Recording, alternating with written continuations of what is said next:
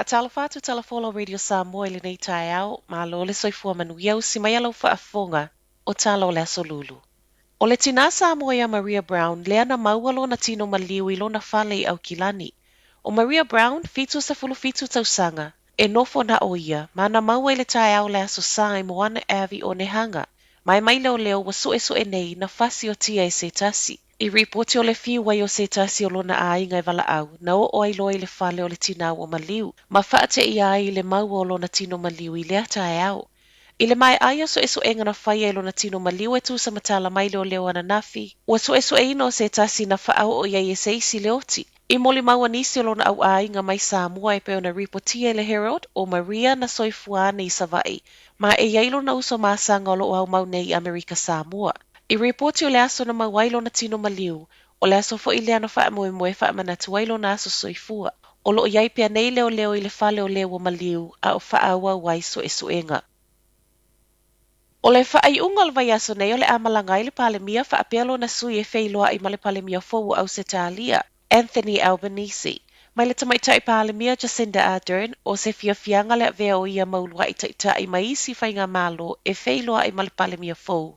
Ma o se whailoa inga tāua tele o lo whaasau atu iai. E se mai le tele o mata upo iai fe whaataua inga, ma le nofo le iai o se tālia ma New Zealand. O se awa noa o lo sauni pale mi o New Zealand I nisi tala noanga fōu whaatatau I le mata upo lo toe ti poti mai au se tālia. Tangata kiwi ato ai mai a tataua tangata New Zealand o lo I au se tālia. E se mai le pale mia, o le amalanga whaatasi e fo I male sui pale mia ia Grant Robertson, ma o le maua le awa noa e whailoa iai manisi fo I o taitai o le malo au se tālia o whaatatau I le awhianga o le tamau ainga. O le COVID, o le tau a Ukraine, whaapea I le tau o le soifuanga. O lo wha moe o le atu ua New Zealand Jacinda ma Grant I le aso a tai au. To e taliu mai ai pale mia I le aso wharaile a olo na sui, wha atu a fo I mai le aso to onai o na onisi lavo fono tanga. Ua whaelo mai le malo ua whaopopo le monkeypox I le lisi o whaamai te tau o na whaalawi loa. O se swinga whaopopo ua tu ai le malo si anga le soifua malo loina. E tau fio fiele pepesi o lea whaamai to tono New Zealand au fiele whai o contact tracing. Whaapea polo inga o le whaanofo I sea. O lo na winga o le opolo I ai fo I masui o le matanga lwenga. E ta tau na whaelo I le whaaulu pe a maua ni cases monkeypox ua mautinoa. Po o cases fo I o masalomia. I le taimi neu wha mautino mai e le o yeini cases wa mautinoa pe masalo mia fo I o le monkeypox I totono le atunu. Ma o loo mawalalo le tūlanga la matia. Ai mai le tamai tai minsta lango le soifua malo loina, Dr. Aisha Verrill, a whai ai alia any cases o le monkeypox o le ngai o inga mua lava. O le whai o siaki ma wha solo contact tracing po o le sa ili o tangata yeipi I tanga ma le case. Ma o le a whautuaina lava foi le mata I tū o aunga. O le awa uli nei e wha amama ai nisi o tapu o le whale mai a Dunedin. O le aso tofi o le vaiasa walu na sa ai tangata asiasi ma wards uma le whale mai. Mafua mai le a fi o le awhai ngā luenga wha apeanga se ngase le COVID. Mai le Southern DHB o le itulai lua I le awa uli nei e toe wha atanga ai tangata asiasi. Pei tai o le a wha atu mawina pia siaki mata I ala e tatau na wha amalieina I le taimi atoa. O le a asiasi atu ai a walawa le pui ngō tangata uma. O lo wha atu mawina fo I le na o le toa lua tangata asiasi e mawhaiona o atu e wa ai le mai. Matala muli, ua tuua ia le matanga alwenga le soifua malo loina I le mawalu lunga o alato wha maunga o tangata ua umatui. Pei ta ia lo le tūlanga leo lo iai ma ua lama tia I tangata Maori.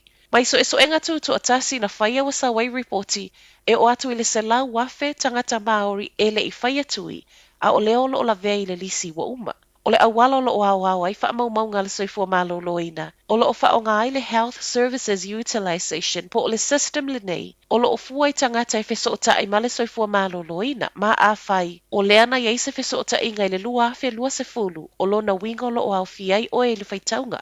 E ale ai e ono iei le ava noa e le ai. Peita ai o le whaafita auli o le system o na o le toa tele o tangata Maori e le tele se feso o ta inga ma au nanga le soifua malo loina e taunga tā. Ma I totono lava I o au kilani atu sam wha maunga wha aulo o le te whānau o Waipareira, John Tamihere, e o atu I le ono se fulu afe tangata Maori totono o le tausanga leana amata au ma iei wha maunga. E le I o e wa ai se fo mai. Ma wai fo I le ese o wha maunga a le soifua malo loina, e se le vaenga le Stats New Zealand. Ai se tali le malo, e moni ai ai tu e lape i le system o loo whaonga. Peitai, o se system e patino i le au nanga, to e tele wha amau ngai mawhai ona māua mai ai wha atatau i le tui. O se mata upo toi wa ai ai nei le Stats New Zealand i wha amau o loo whaonga i le soifua malo loina. Ma o se taimi o le nei sina e māua mai ai le wha ai unga peitai, e le o au fiei totono lea ilo i longa le talo sanga ta ita i mau i o loo wha talo sanga i nai, le toi whaitau o tangata mau i wo umatui. O tala nā mo le nei tai au, manuia le nei aso.